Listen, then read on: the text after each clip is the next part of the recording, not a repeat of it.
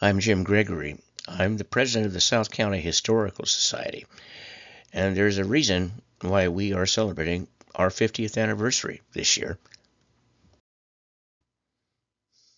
And here it is. This is the first board, led by Vard Loomis at the lower right. They laid such a good foundation that we've outlived the lifespan of most local historical societies. Our museums have even longer lifespans. They're 120 years old, including Heritage House. This exhibit is of a young woman's Marine uniform from World War II. Here is the young woman, Thelma Murray Glenn of Oceano, and her little brother George. George was killed on the beach at Taro in November 1943. So Thelma became a Marine, a staff sergeant, to honor him. 13 months after she'd lost her brother, Thelma was driving this VIP on a tour of Camp Lejeune. The President of the United States was being chauffeured by a Marine from Oceano. The IWF Hall, because of its Los Barros stone, is one of our most distinctive properties. We have educational programs there, like this one. In the summer, we have a marvelous Reader's Theater, which is written and directed by our curator, Jan Scott. And we had this presentation. Those are Yonsei, fourth generation Japanese Americans. And they're reading excerpts from diaries, letters, even telegrams that were part of their grandparents' experience as internees in the Arizona desert during World War II. Paulding History House was built in the 1890s. One of my favorite rooms is the bathroom. We tend to forget that folks back then, like this little fellow, bathed in zinc wash tubs.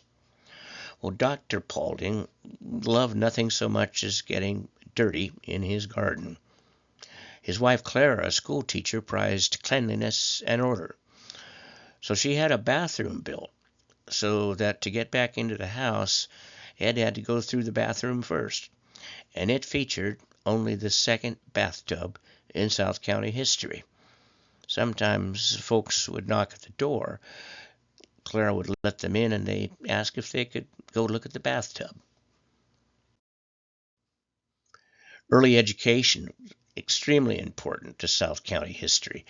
Linda Kime is our resident school marm, and school children from all over the county come to visit the 1901 Santa Manuela Schoolhouse where Linda presides. They get goggle-eyed when she explains the concept of the willow switch to them. We get research requests from all over the world, and we do research on our own as well. We discovered, for example, that the Navy was a regular visit to Pismo Beach during the 1920s. On Navy Day in October, local schools will be let out so kids could go tour the ships. Now, on this July 4th, the Navy visited. They may not have been the main attraction, but they were there nonetheless in the person of this destroyer, USS Thompson. That was 1927. Thompson is still with us. She suffered the indignity of being a practice target for Navy flyers during World War II in San Francisco Bay. And at low tide in the bay, Thompson reemerges. This is what this visitor to Pismo looks like from the air today. If you go in the door of the Bar Museum, take a sharp left, and move around the exhibits counterclockwise, you get the entire history of South County agriculture, from the days of the rancheros like John Price, Francis Branch, and William Dana, to the days of all things, bok choy, which I am happy to say is really good when it's grilled on the barbecue.